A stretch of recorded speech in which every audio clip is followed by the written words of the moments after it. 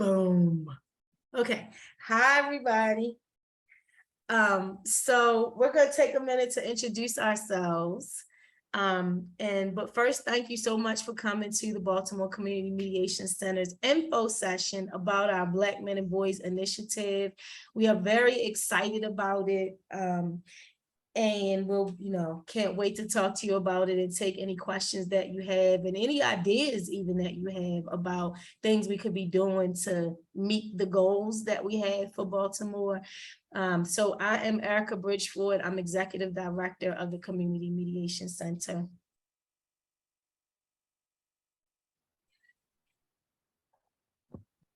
My name is Leatrice Gant. I am the Deputy Director at the Baltimore Community Mediation Center. Okay, yay. So I'm just going to jump right in and get started. So the screen I'm going to be sharing. Wait, I got to turn my phone. It's coming. Okay. So the screen that the information that I'm sharing is actually, wait, that's the wrong screen. Boom, there we go. Okay. So this is actually our funding proposal for the initiative, but it has all of the information in it. And I'm going to talk to you about, why we're trying to get funding for it. So if you all have any ideas about how we can help get funding for it. And it's not something that can only happen with funding. So the pieces of it can be happening in a lot of different ways, even while we're waiting for funding for it. And I'm intentionally using the word waiting because I believe with everything in my freaking soul that we're gonna get the resources that we need to do this exactly the way that we wanna see it happen. So this introduction is just talking about our why. Why are we intentionally focusing on Black men and boys in Baltimore to bring the work that we do every single day intentionally to that demographic. So we know that Baltimore is a huge heart with underused resources and big challenges. One of the city's finest resources, also known as Big Mick, addresses, among other things, one of the city's biggest challenges, a persistent subculture of violence and the Black butterfly, not just East and West Baltimore, but all over Baltimore. So the services that we provide are for the entire city. And we know that there's a subculture of violence that is impacting Black and brown people at exorbitant levels. So the causes of violence we know are complex and a result of a long history of things like systemic racism, including a circular mass incarceration system, divestment, oppressive and often violent police practices. And Black men and boys as historic targets of this oppression directly experience violence at disproportionate rates. So this means that as a city, state, and nation, we are collectively failing Black men and boys. And we must do everything to get them the hope, the wherewithal, the skills, renewed mindsets that they need to help offset and also heal root causes of violence in the way that they show up in their lives. We can't address all of the causes and conditions in the city, as an organization. However, we can and we do collaborate with many partners to make Baltimore a safer and more peaceful city. So our major contribution to the work, so this is for people who aren't as familiar with what we already do.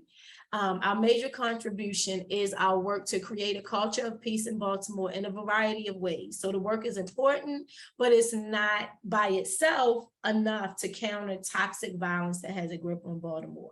In order to broaden and strengthen our ability to change culture, in order to directly impact the violent subculture, we're looking for funding and resources and connection opportunities with other organizations to support the program and recruit and train Black men and boys starting at ages 8 and up to become what we're calling peace warriors in their communities.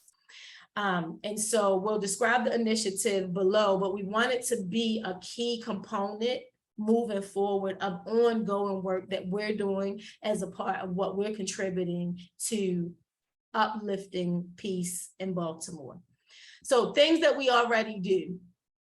We work to promote peace and to interrupt violence with a few things. So one, our main goal is that we provide free mediation services. So at no cost to people who are in conflict, well-trained and mentored mediators. And I'm going to brag right now. When I say well-trained, I mean the training that mediators receive in Baltimore is, revered nationwide.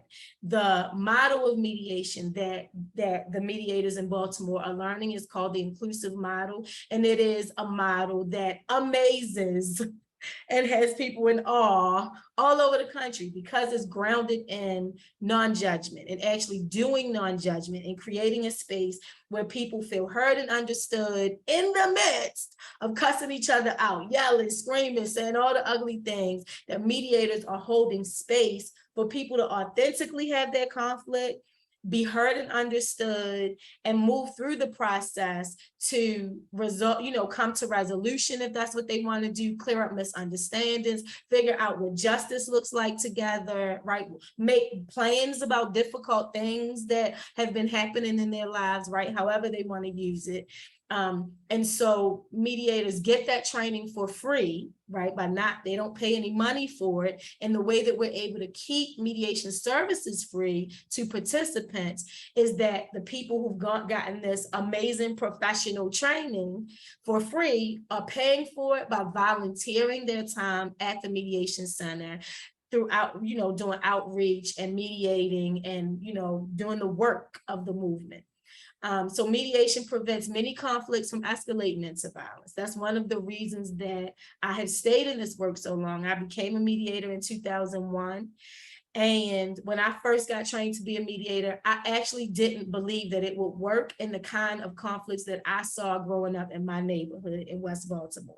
I was like, yeah, but if people keep cussing, somebody gonna at least get slapped. Somebody gonna get stabbed. Somebody might get shot. Like, I was like, how is sitting down talking how does that work, right?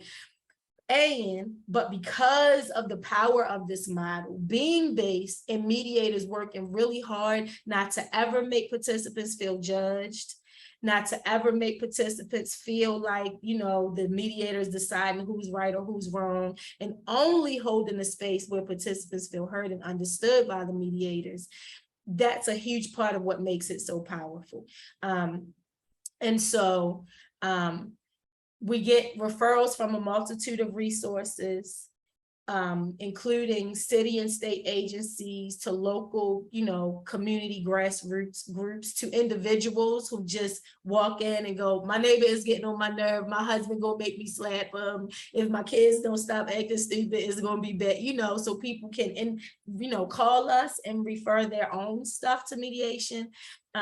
Or they can get referred through anybody in the city who knows that we exist.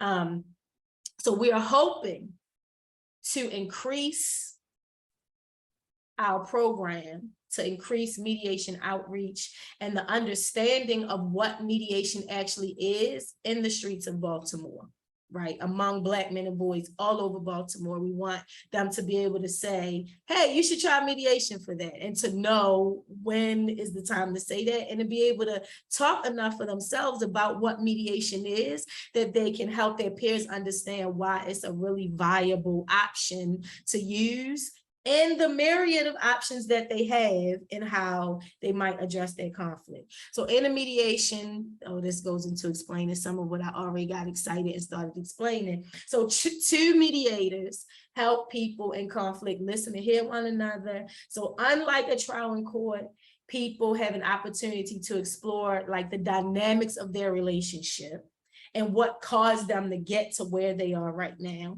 which may contain the real causes and symptoms, right, that present as conflict. The co-mediators model what respectful communication look like. They don't judge, they don't coerce, they don't decide who's right or wrong, but they help the participants explore their own feelings, what really is important to them, and what are the topics that they have contention around, so that they can together explore creative possibilities to reach their own solutions that really meet everybody's needs in the conflict, which means that it's a restorative process. right? Relationships are often improved by mediation. So even if people don't walk out with a written agreement, more often than not, they've cleared up a lot of misunderstandings, and they really understood not just about what the other person meant, but they got an opportunity to get clearer about what they really mean and how they really feel as the conversation is going.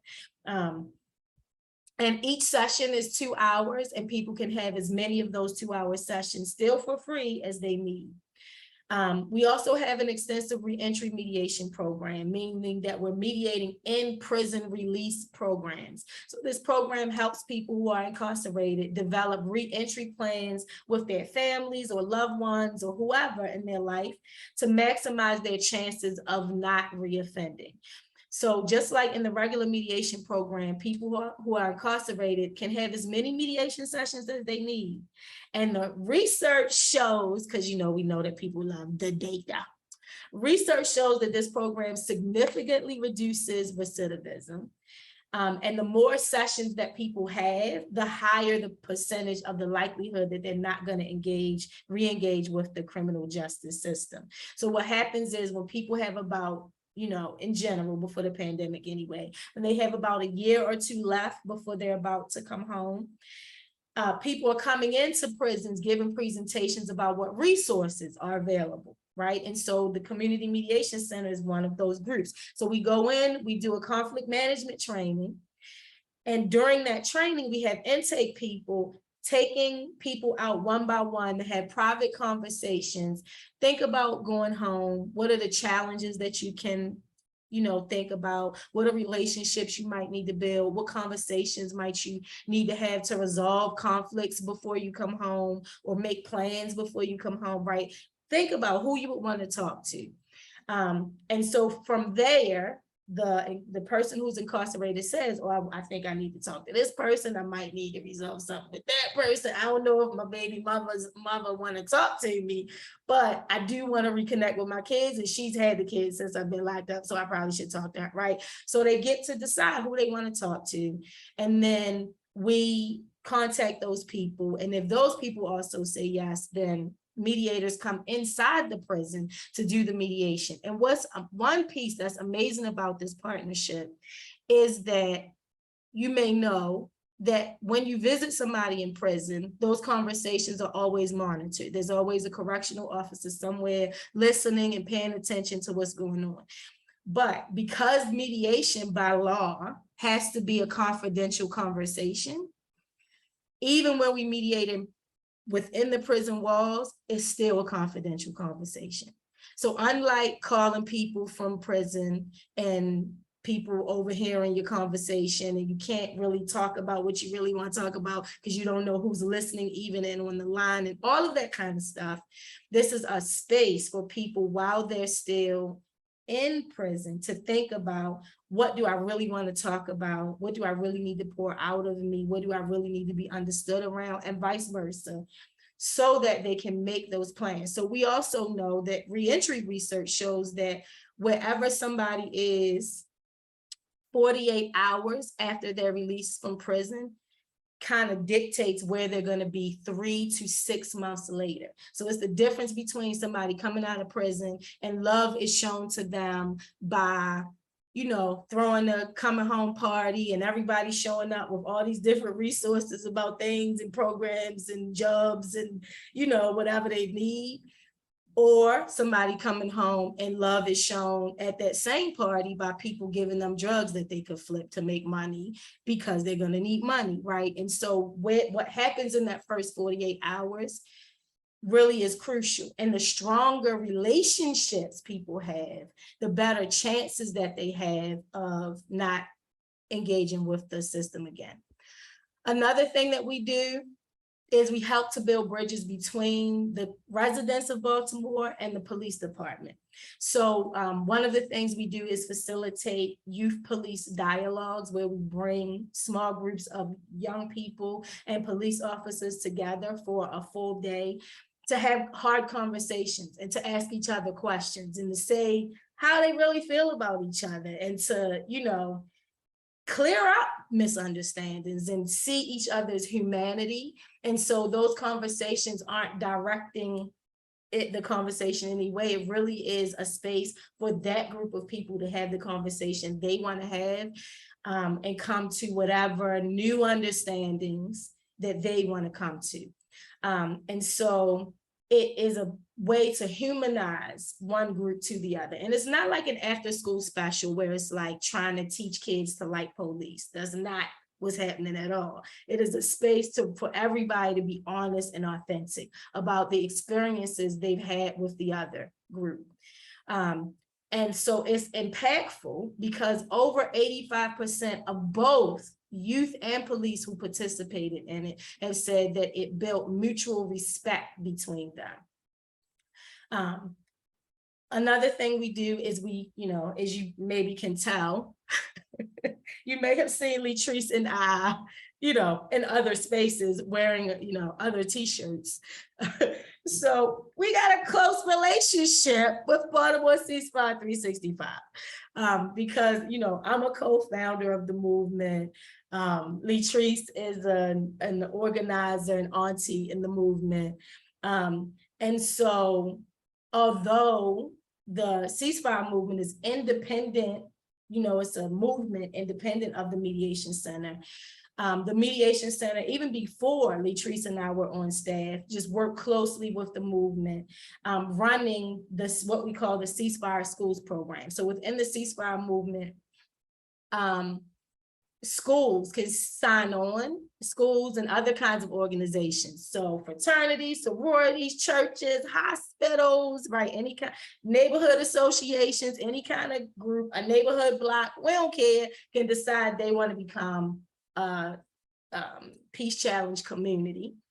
And so that means we enter into an understanding where we give them training, that's conflict management training that helps them think about emotional intelligence, that gives them the values of the movement, tips of why the movement moves the way it does and intentionally does it, right? All of that stuff. But it gives young people and people in the schools community a way to take ownership in helping to raise the vibration of Baltimore by participating in the Peace Challenge weekends, by hosting their own life-affirming events, by doing their own outreach leading up, by incorporating Peace Challenge culture in their curriculums throughout the school year. So we're really excited about that program as well. So those are 4 of the main ways that we are being intentional about nurturing peace in Baltimore. And so in that work, naturally, we end up working with Black men and boys in Baltimore. And we notice, right? So when we even look at our volunteer mediator demographic, for example, so one of our values is inclusiveness and making sure that there's representation so that the mediator pool should represent the diversity of Baltimore. So when we look at our mediator pool, one of the things we notice is we don't have, like, the amount of young people that we have as mediators doesn't match the diverse, percentage of young people in Baltimore.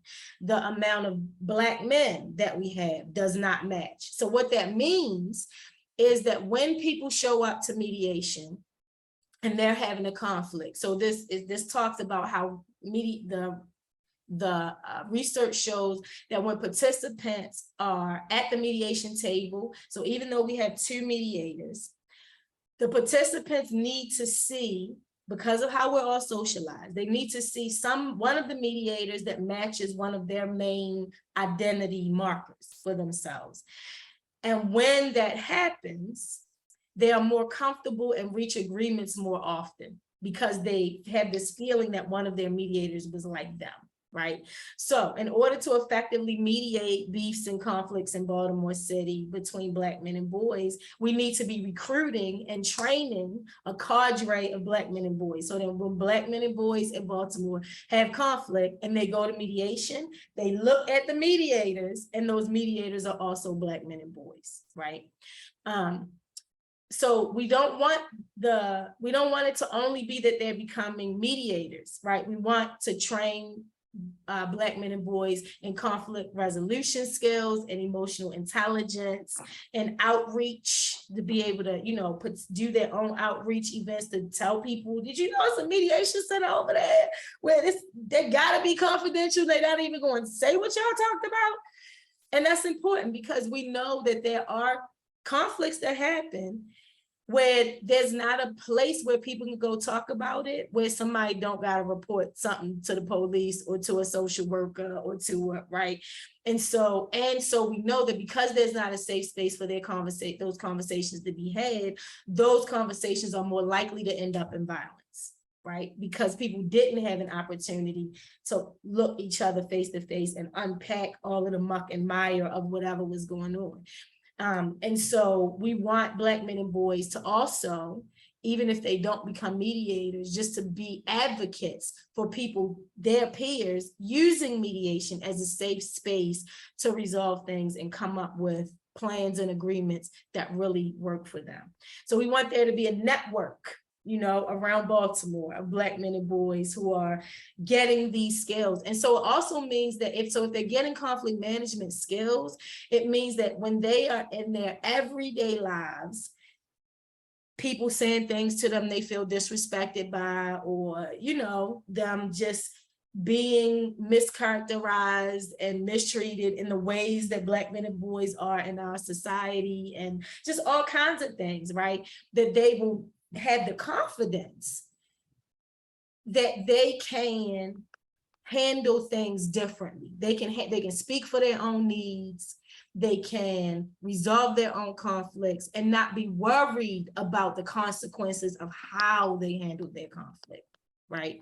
And so in our minds, we just envision, like, if we can just get as many people with conflict management skills, right, that helps to start shifting the culture of how Baltimore communicates with one another too, because more and more people are coming from this same intention, same mindset, same working on their own judgments and their own opinions, and right, and work using emotional intelligence and all of that, doing their own inner work, right, all of the stuff that the trainings teach. So it will exponentially build the conflict resolution capacity in Baltimore neighborhoods. So to initiate and sustain the program, what we're doing is partnering with organizations and groups that are either working with Black men and boys or made up of Black men and boys, ages 8 and up. So we've already started having some of those conversations. Project Numa, Let's Thrive Baltimore, Leaders of a Beautiful Struggle, We Are Us, and a few others that's not even mentioned here since we had made this proposal. But we've already started having those conversations, and we're doing this information session, bringing in more people so that more people get this information. So if you have an organization and you want to be intentionally partner, then we will set up a meeting with your organization to customize what trainings or community projects that your organization wants to do in ways that are going to appeal to and support your clients' membership and staff. So Black men and boys who aren't affiliated with an organization but want to participate, right, in the Peace Warrior Initiative can be added to trainings and given opportunities that are happening with organizations that have agreed, yes, we want to be training Black men and boys, right? So our goal is over the course of 2 years to get approximately 2,000 Black men and boys conflict management training. And so let's say you have a program or an organization where, so there are 2 things that can happen. One, you may have an organization that already has a budget with training dollars in it, and you're like, oh, we should be getting our staff conflict management training, we should be getting our clients conflict management training, we should be getting it, right? So you can reach out to us to have that conversation and set up training contracts to get it. But for the fundraising piece of it, a huge part of that for us is about, there are going to be organizations or just groups of people in neighborhoods who say, we do want that training, but we don't have money to pay for it. And transparently, our training is not, like, when you look at the market rate for the training that we do, and especially given the quality of the training and the way specifically our name rings bells in the dispute resolution field. It's really affordable. So it's $2.50 an hour for a training. So no matter how many people you have in the training, generally it's up to 20 to 25 in person, or like up to 40 on virtual. But no matter how many people are there, it's $2.50 an hour. So while that's affordable for most organizations, there are gonna still be organizations who don't have it like that right now, but we still want them to be able to get the training. So that's where the fundraising piece comes in, that we want there to be funds where organizations or groups can get conflict management training for free, because it's paid for already by funding that we've gotten to support these trainings to be happening. So we're doing things differently than we planned in this proposal. So we planned that once we got funding, we was going to start having these information meetings. And then we realized, like, we don't have to wait for funding, because people can start asking for training now. People can start saying, oh, we want to meet to make sure that all of our staff understand what mediation is and knows how to make referrals to mediation. So we don't want to hold up Baltimore from knowing who we are and that we have this free, amazing service that if people, and it's not just mediation, it's not just for conflicts, any kind of hard conversation, awkward conversation, or there's a plan you need to make, right? Y'all about to move in together and one person's a vegan and one person eats meat. We maybe should make plans about food and groceries and which pots and pans to cook in, and right? So you can even use mediation for future conflict resolution to head off some conflicts that could happen, right? So use it as just to make a plan so that everybody's clear moving forward. But we didn't want to wait to get funding for the program before we let Baltimore know about it, so that people can already start building intentional partnerships with us to make referrals, to get training that they need, and all of that kind of stuff. But also, so if you, let's say you're an organization where you're saying, okay, right now, I either want to help think about how to raise funds for this, so we want to meet with y'all to talk about that, or we have some training dollars and we're ready to start meeting, or even if we don't have training dollars, we still want to think about how the Black men and boys we work with can start doing their own community outreach projects around peace, or, you know, doing outreach around that the mediation center exists. What kind of taglines would they come up with? What kind of, you know, slogans? How would they encourage their peers to be aware and use this service, right? So whenever your organization is ready, you can just reach out to us so we can talk about, well, here are the different components, which components make sense for your organization right now. And if there are other components that you want to do later, what would be the next steps to build up to your capacity and our capacity to be able to give you all of the pieces of this initiative that your organization might want.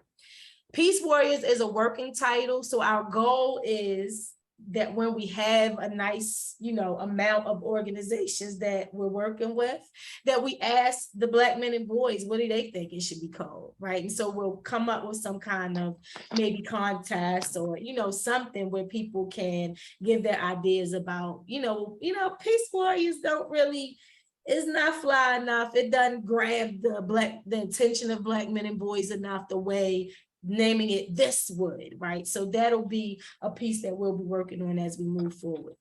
So again, the goal is to galvanize 2,000 Black men and boys to be able to de-escalate conflict, help prevent violence in Baltimore communities. And it would be by them using mediation themselves, them promoting mediation to their peers, them learning conflict management skills, them becoming mediators with the Mediation Center. Yeah. So this is a list of the trainings that we will offer. Oh, so here, this chick named Arca Bridgeford is the lead trainer, if you might have heard of her. But it turns out she's an internationally renowned trainer. Look at that. So the trainings that we offer, and I want to say right here that although these are the standard trainings, we can also, when we're meeting with your group or organization, talk about what's been going on for you all. And so how we might need to design a training that addresses specifically things that you all are dealing with. But what we have right now is a total of about, I think, 7.5 hours of training, maybe more. I think it's actually more, but so it starts at conflict management theory and having people look honestly at how they view conflict and how they behave in their own conflict. And these are all, our whole training philosophy is for trainings to be fun, interactive, and experiential, because we know the way humans learn best is through the experiences that they have. And so when you're having a good experience while you're learning something, it's more likely that you'll remember what you learned in a real life moment where you need to pull that information front and center, right? So what is conflict is an interactive training that helps people understand how they view conflict to help change the outcomes that they get. And so it gives people a new way to look at it so that they can resolve conflicts when they arise.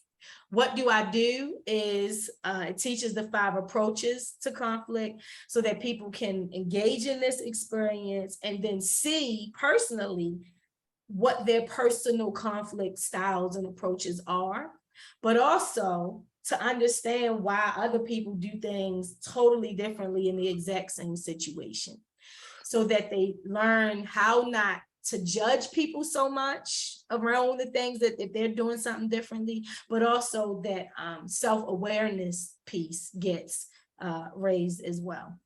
Then we start moving into the actual skills, right? So inclusive listening is the foundational skill that our mediators use when sitting in the middle of any kind of conflict, whether it was just about dog poop or whether violence has already occurred and now people are going to mediation to talk about it. And so this is a skill that deepens the way people listen. It's based in non-judgment. It sharpens a person's ability to notice how their opinions, their advice, their judgments show up and cause conflicts to escalate. So this way of listening honors diversity. It helps people work on understanding, even when conflicts are difficult, because the listener is focusing on hearing feelings and values and topics expressed, that when they then are repeating those back, it helps to de-escalate situations so that people can feel heard and understood. So it is a prerequisite. So you start looking at the listening skills and you're, saying, oh, I want my group to get this training, that training, that training. This outlines which trainings should come before or after which. So first we teach how to listen. Then we teach, well, after you've listened, what do you say?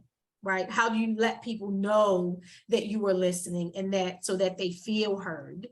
And then how do you ask questions in a way that doesn't escalate people or make people feel judged or make people feel defensive, but instead you're asking questions, even if you're asking about things they said that you were offended by. This teaches you how to ask it in a way that makes you lean in more with curiosity than judgment. And so this way of listening helps to clear up misunderstandings, helps to just get more information, unpack hard conversations, and ask in the way that questions are used even helps people come up with their own creative solutions when they're at the problem solving part of dealing with whatever their situation is. Nurturing emotional intelligence. This one doesn't have a prerequisite for what needs to come before it. But this gives people tools that they can use in their everyday life when they're not even in a hard situation with anybody, but like, how do we nurture and develop our own emotional wherewithal, right? And our intelligence and our emotional wisdom, so that they will learn how to use their voices effectively, right? Because we don't teach, so we understand that peaceful conflict resolution is not about being anybody's doormat. It's not about just swallowing what you really think and how you really feel, right? Because if real solutions are gonna come and be sustainable, they can only come if you've heard from everybody. if you really heard what's been going on for everybody, so that you can really figure out, well, then what would healing look like? What would justice look like, right? And so nurturing emotional intelligence is huge in that, because you can't show up and suddenly use emotional intelligence if most of your days of your life you're not thinking, you're not doing things to nurture your emotional wherewithal.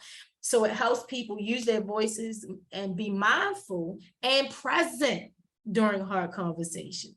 And I don't know about y'all, but it's hard to be present in a hard conversation. That's the best time for you to start distracting yourself, thinking about your grocery list and what you got to do when you get up, right? So even that, like being present in hard conversations.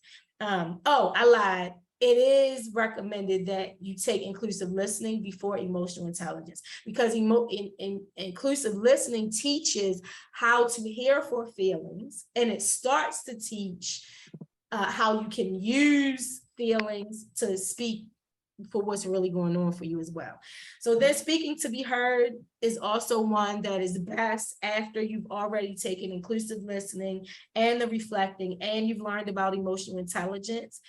All of those things make it more likely that when it's time for you to speak in a way that you want to be heard, even when you feel angry, offended, whatever it is, that you are more self-aware about how to respond.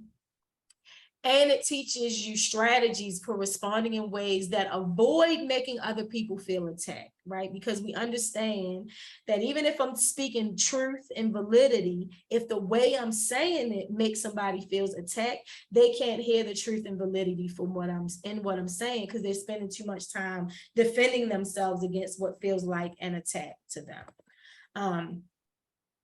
So then we will also give the mediation outreach training. So this is for organizations or groups that want to learn about what mediation is and understand how mediation can be used, how to effectively talk to your peers about using mediation to resolve beefs or hard conversations. And this training will help people think creatively about places to do outreach, ways to do outreach, and they'll be able to have impactful conversation to help influence and encourage people to use mediation when they're mad about something that's going on in a relationship in their life. We'll also teach problem solving. So this is after, so yeah, you had the conversation. Here's what's going on for me. Oh, that's what was going on for you. Okay, so then now what do we do about it, right? Often people get stuck here at the right after everybody has vented okay, but how do we make our way to resolution and figuring out the specifics of who's going to be doing what and how and when and where from now on? That's the problem solving piece. So we'll also give training for that. And you definitely need to have already learned how to listen, because the problem solving is based on what both people have already said was important to them and how they felt. So the problem solving looks like, okay, so we've been saying that in the way that we communicate, you've been feeling disrespected and I've been feeling ignored. Then what things do we need to do moving forward in the way that we communicate where we'll feel heard and respected, right? But you can't do that kind of thing if you haven't learned how to listen for those feelings and know that what's important stuff. And if people want to become mediators, they can become a volunteer with the Community Mediation Center and go through our mediation training. But also, we want to get to a place where if there's a group of Black men and boys who have been working on, like they've already gotten some conflict management training, or they've gotten together and done their own peace projects, to do outreach about the Mediation Center, and then they do our interview process, then we'll be really encouraging them, like, don't you want to be a mediator? Don't you? You want to be a mediator, don't you? And I'm hoping that we get a group where we can just do a training that's nothing but Black men and boys who are becoming mediators together. That's right. So I'm going to stop talking right now. Latrice, is there anything you want to add or correct? If ever you're in a store or on vacation. That is not me talking. That is not you talking. Let me see who it is. Oh, I think they heard this self-muted. Okay, go. No, just wanted to impress upon people that these particular trainings can happen virtually. They can happen in person. Mediation right now. Those services are all virtual to keep people safe. And I think that was, you covered everything else, but that's the Okay. the only thing that I noticed that wasn't specifically said out loud. Thank you. I also want to add that if people want, I'm typing this in the chat, community mediation, okay. That if you would like to have a copy of that proposal that I just now was sharing on the screen, either for your own information so that you're sharing it with groups and people to say, oh, let's contact them to figure out how we can get involved in this. Or if you know of potential funding opportunities, or people in your life, they got money and they like throwing money at good stuff, right? That you can be like, oh, here's something that's looking for funding, because it's not just that we're trying to fund training, we also would like to hire a Black man or boy to be the person on staff who is running this program.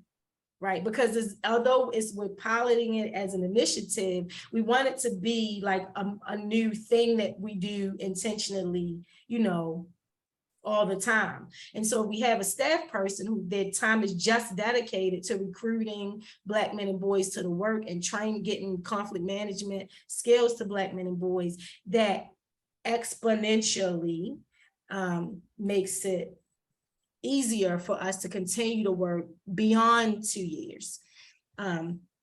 So please send an email to me at director@communitymediation.org if you would like to get a copy either of this recording, because we're recording this. So this recording or the handout that I just shared on screen. Anybody have any questions, comments, or aha moments that you'd like to say out loud? Before we get to that though, I also just want to say in general, and I understand that I'm preaching to the choir with a lot of the people who are here already, but that in you being here and learning more about the center, especially if this is like your first time really getting to know about the work that it is that we do, when you see conflict happening just in your regular everyday life, like we want it to be a reflex, the same way that when there's an emergency, we call 911. If you're looking for information, you call 411.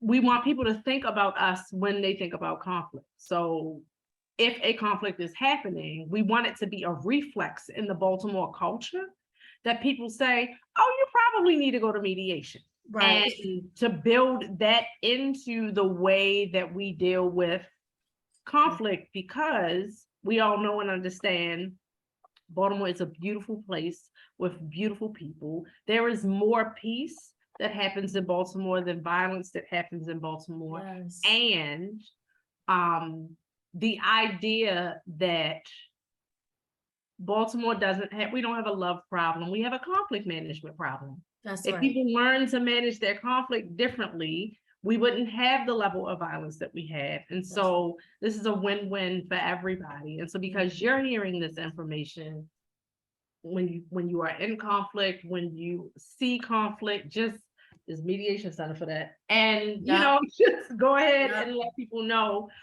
we are one of Baltimore's best kept secrets, and we don't want to be a secret anymore. We don't want to be a secret. We don't want to be a secret. And we know that it's possible, not just possible, that we won't stay a secret. The one reason we're sure is because the Baltimore ceasefire movement operates on the values of the community mediation movement. And so the way that we do community engagement in that movement is the reason that so many people in Baltimore have at least heard of it, heard of the ceasefire, even if they don't know exactly what it is, they heard of it, right? And they've seen the logo before and they know it's a thing that they can trust, right? And so we're working to apply the way of doing community engagement at the mediation center that it originally is supposed to be, so that we can make sure that most people in Baltimore know about it, that it becomes a well-known thing, right? And Darnell is in the chat saying most of us on the ceasefire squad are mediators. We won't say no name about which one of us has not gone through mediation training. I cannot confirm or deny that it might be somebody that thought of the idea before me, and their name might start with an O. I don't know. But yeah, that's how much, right? So all of us on the squad have gone through the basic mediation training and volunteer at the Community Mediation Center. And so even if you are right now thinking about, oh, well, how can I make sure I'm just saying to people in conversation, you should try mediation? 4 things that you need to know, and then tell them to call us. It's a free service, so they won't have to pay for it. They can have as many sessions as they need, never pay a dime. Mediations get scheduled at the times that they are available, right? That the participants are available. And it is a confidential by law, right? So as long as they're not making plans about putting somebody in danger, they can talk about anything legal or illegal, frowned upon or celebrated, awkward or not. They can talk about anything. And the mediators have a duty, obligation, and by law cannot talk to anybody outside the room about what happened. And even participants by law can't go into a court or administrative hearing to talk about what got said in the mediation room. So people can really, like when we say it's a safe place to talk about the hardest, ugliest, weirdest, whatever, most tangled up, this is the place to do that. And so it's confidential. The mediators are non-judgmental. So that's that 50-hour training is the beginning of how mediators learn. How do I sit in the middle of other people's stuff, honoring their self-determination to figure out for themselves how to resolve it. If I just hold space to make sure they feel heard and understood, we believe that people have their own answers. They just need a safe space to get to those answers and do all of that venting and all of that stuff. And it's a voluntary process. So even if people get referred by the court or police or their social worker or whoever, when they have the intake conversation, which is also confidential, they can say, yeah, this is not something I want to sit down and do with people yet. But we also offer conflict coaching. So if, let's say people are in conflict and somebody says, we do have this conflict, but I don't feel ready to talk to this person. I don't want to talk to this person, whatever, but the conflict is still going to be going, but they can get coached. Okay, so me by myself, I want coaching to think about how I navigate this conflict if mediation is not an option right now. So we want all of Baltimore to understand how often. We want to train 2,000 Black men and boys in 2 years, within 2 years. That's our goal. Yeah. And it doesn't have to just be conflict management training. Some of them might go through mediation training. Some of them might only learn how to do outreach and talk about it and spread the word, right? But we want to reach, we want 2,000 Black men and boys within the next 2 years to not only know we exist, but know how to talk about what we do and use it and encourage the use of this service. Yeah. Any other questions or comments or aha moments? Noah, did you have a question? Yeah, I wanted to know, is there like how would I say, a package that you give people? Because I know my school might want to know about it. I know my fraternity might want to know about it, but it would be easier if I give them like a package with a PowerPoint and stuff. Okay, so the 2 things that you can give is we're going to have this recording, so you can send me an email at director@communitymediation.org. So you can get this recording and also out the document that I was sharing on the screen that explains what our proposal is in doing this particular initiative in Baltimore. You can show them that as well. And then anybody can contact us, and Latrice and I sets up a meeting, you know, set up as many meetings as we need to have with people who want to ask questions, you know, and just think about what pieces of this their organization can do. And what we're really excited about is we know that the way creation works is people are going to come up with things we haven't thought about in this proposal. Right. And they're going to say, well, what I would like my Black men and boys to be doing is something that we haven't even thought about. And so we're excited to see how, you know, just what kind of things organizations are going to want to do. Darnell, this is a good question you're asking me. Should I mention when mediation can't happen? So when people, so the only spaces where mediation is not appropriate is if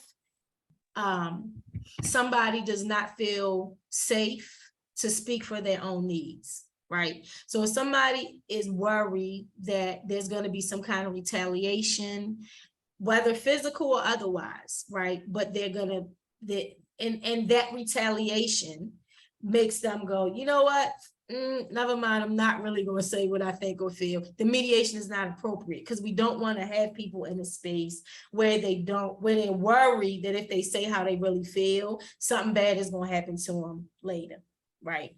Now, because self-determination is a huge value for us, there are people who say, I think that if I go to mediation with my boss and say what I really think, she might fire me. However, I'm tired of her stuff, and somebody need to tell her that she'll know how to talk to people. And I'm gonna just take one for the team and say all the things I really want to say. Whether I get fired or not, I'm gonna just feel better that I said it, right? So people may say, I think there may be some kind of retaliation, but for me, it's worth having this conversation. So I'm not afraid to say what I really want to say. So it's the fear of retaliation that if it's blocking the person from speaking their truth and being heard, then mediation is not appropriate. And if there are, did you mention credible threats of violence? So those are the places where we can't keep it confidential. So if the only things that mediators don't keep confidential are child abuse, vulnerable adult abuse, credible threats to do bodily harm. So I talked about that a little bit, that unless people are talking about doing, you know, endangering somebody for real, other than that, mediators have to keep it in the room, and participants also can't talk about what happened in the room in any kind of court or administrative setting. I think it might be helpful to create a one-pager where that would be good. Yeah, we can talk about that tomorrow, to create a one-pager. And you know, I love putting together PowerPoint. I was getting ready to say, so if you want to, that's on you, sis. That's your ministry. Take the proposal and pull together a one-pager or you know, cute little whatever, Canva or whatever y'all be doing. Okay. That's a great idea, though. Thank you. Can I ask a question? Sure. Yeah, thank you for letting me join. I'm an educator in Baltimore County, not in the city. Do you partner with schools, or is there already something in place where you're going into schools, or you don't deal with the county at all? Or I guess that's two separate questions. So I get it. It is a connected, integrated question, but I understand the moving parts in there. Okay, so there is a community mediation center in Baltimore County. And if you go to mdmediation.org and click, I think, the need mediation tab, it gives you all of the mediation centers and the community mediation centers in the state. So you can contact them to talk about partnering your organizations, the work they're doing, and how your organization can benefit. Gotcha, thank you. Second question. As you're talking about this organization, there is one young man that comes to my mind that seems like he would be a really good fit. And I'm looking for an internship for him. That might be a separate conversation, but maybe send me an email and I'll connect you. Perfect. Send me an email. I'll connect you with our volunteer coordinator who works with setting people up for interning with the center. Thank you so much. Yeah, and Appreciate your time. we love that because we have AmeriCorps members even that do work with us. I love, especially when people are in like conflict management master's programs often. So they're learning mediation in school, but they don't practice it. So they have to come to us to get trained how to actually do mediation and get the practical skills. So often even students in like master's level programs come to their local community mediation center to get hands-on knowledge and practice and, you know, completing their internship.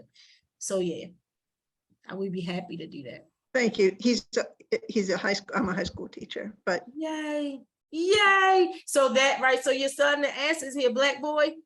oh yes, I work in a Yay, black yay, school. right? So this All is my how scholars we get black. people that end up, so he would go through mediation training, he would become a Yeah. mediator, and there's now we only got 1,999 more to go.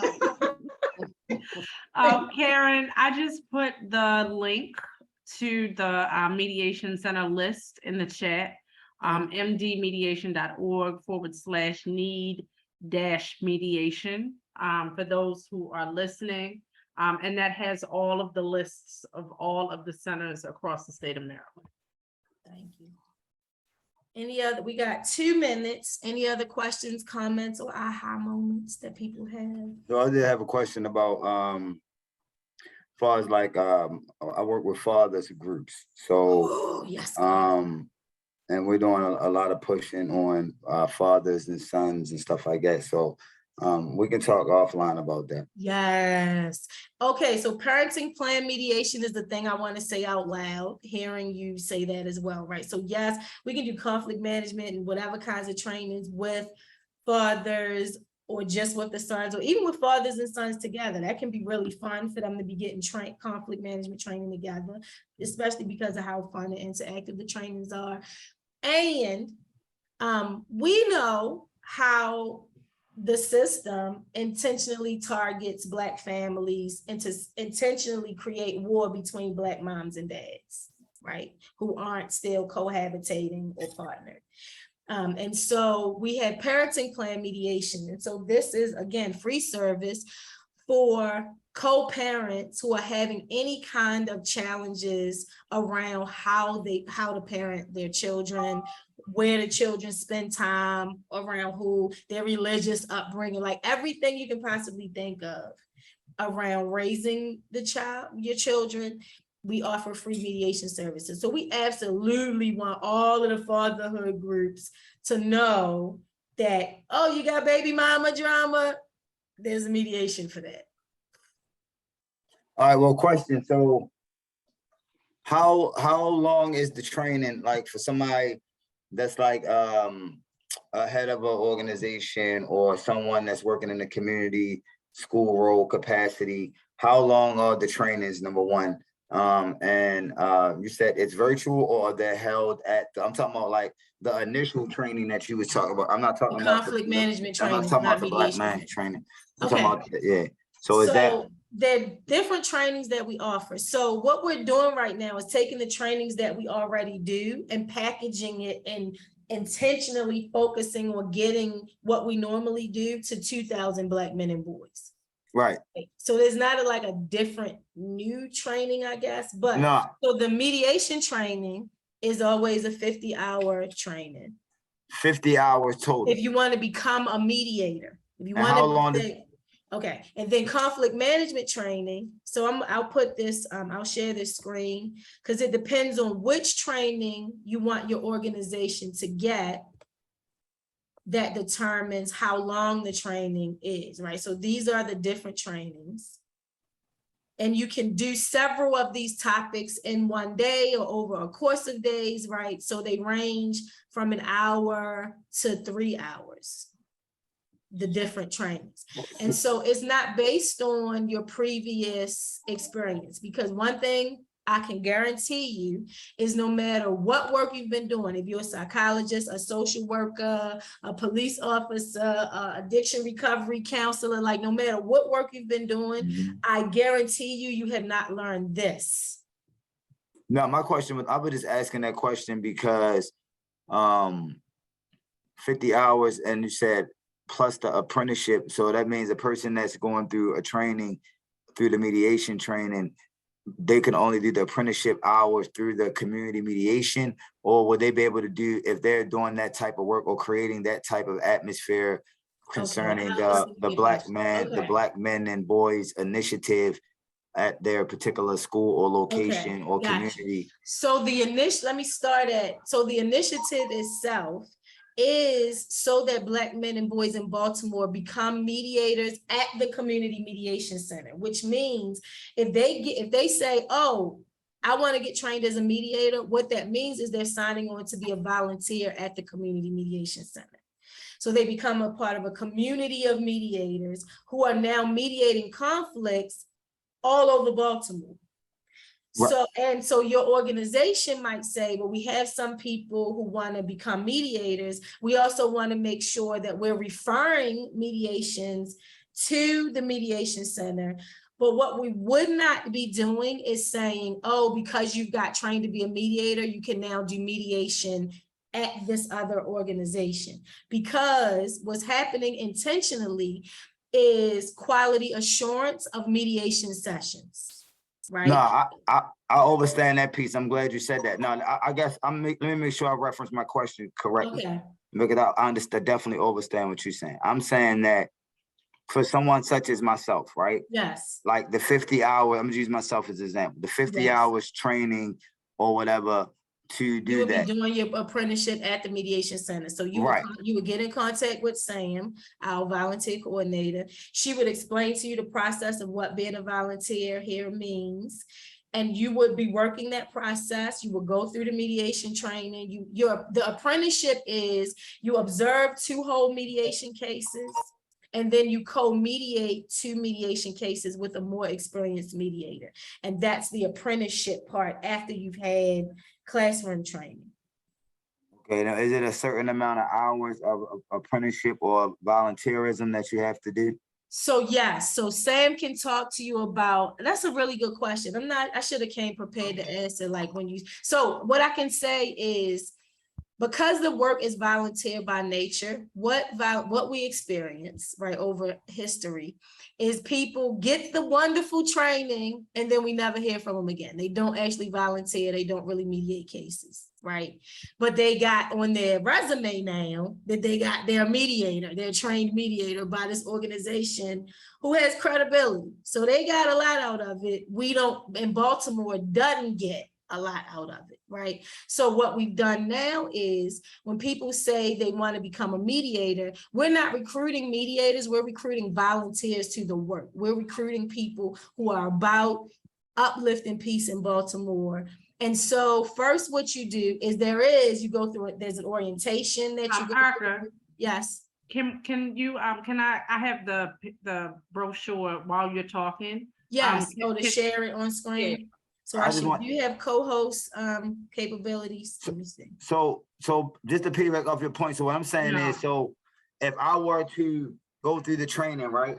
And I'm saying, hey, I have Black boys and men that I'm talking to give to the organization, the Community Mediation Center, right?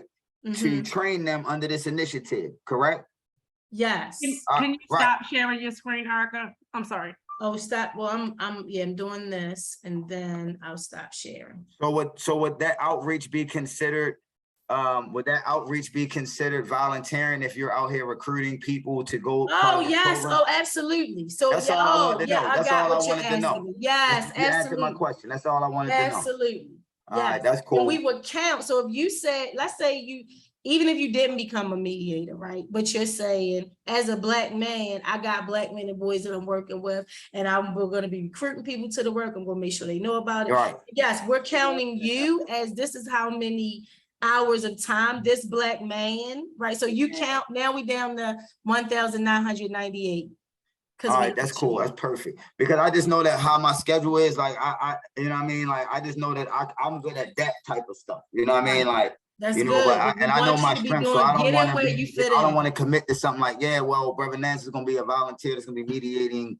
Like, nah, but I would like to go through the training just for my own knowledge You know what I Yes. mean? But I would like to be a major recruiter of other Good, Black yes. men and boys And that I I'm would even associated with. recommend if You you, know what I mean?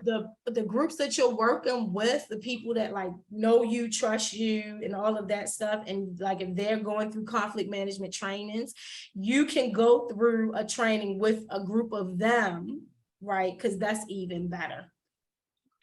All right, perfect. Well, you answered my question. I just wanted to make sure at the end, like if I did these 50 hours at the end and it's the volunteer part, like my volunteerism, it can be like in a different way other than. Yes, your So, volunteerism Juan, can count without ever taking the mediation. That's what I was gonna say. So Juan, the way that this is set up, if you wanna become, so a general volunteer is required to complete 16 hours. So after you complete 16 hours, then you are eligible to become an outreach volunteer because there are levels. So then once you become an outreach volunteer, there are things that you are able to do. Outreach volunteers are required to complete 24 hours of outreach to the center. And then once you complete that number of hours, then you are able to become a mediation volunteer. But all of this happens before you are ever introduced to any mediation training. Perfect. Okay, perfect. You answered my question. It's in the black and white. I just was curious. Really, my question was out of curiosity because I know other people would ask me that question and when I bring it to my groups, you know what I mean? Because people, like you said, I'm glad you said that because a lot of people do get trainings and things and then but think they're the expert when you really need to just still do the work in community. So I just wanted to make sure, I had all the information for the questions that's going to be posed to me. So that way I can have a very respectful and, educated response for them that's in alignment with what you guys actually do. So people can become whatever, they can do the volunteer work with us, however best fits their life. All right, perfect. Well, you answered my question. I don't have no more questions. I'm good. Yay. Yay. Any other questions? Well, I know we're past 7 o'clock. All right. So thank you all so very much for being here. Please, if you're on Facebook, share the link with that. We've been live all of this time. So share the link on your page, for people that they can come back and watch it. Email me at director@communitymediation.org if you'd like to receive this recording to share with people. And I can't think of anything else. I think that's that's our phone number. Look at that. And our website. Look at that. If you have questions about the mediation center process, if you're curious, if you have a conflict that you want to present for mediation, you can call and or text 410-467-9165. And if you want to peruse our website, you can also sign up for mediations and or to become a volunteer on our website too. And that website is communitymediation.org. She is the professional. She sounds like a professional answering machine. I'm sitting there looking like, yo, and I was sitting there tripping like, yo, she sounds like a show enough infomercial. Yeah, play around with it. She is the 95.9 commercial. Black excellence, Black excellence, Black excellence. Salute the Black excellence. Salute. And because the people that were streaming live to Facebook can't see she's audibly saying. So everyone has access to what is being typed and they're hearing it in such a friendly, warm, professional manner. You wildin'. Right, I'm gonna say it in a way where it's gonna come out like, oh, she wildin', okay. But then this is why we tag team. Harmony is what you need. This is why we are I keep people around me who we harmonize. We're not exactly alike. Okay. I love you all. Thank you so much for loving Baltimore enough to be here. We really appreciate you. Enjoy the rest of your night. Yeah, you too.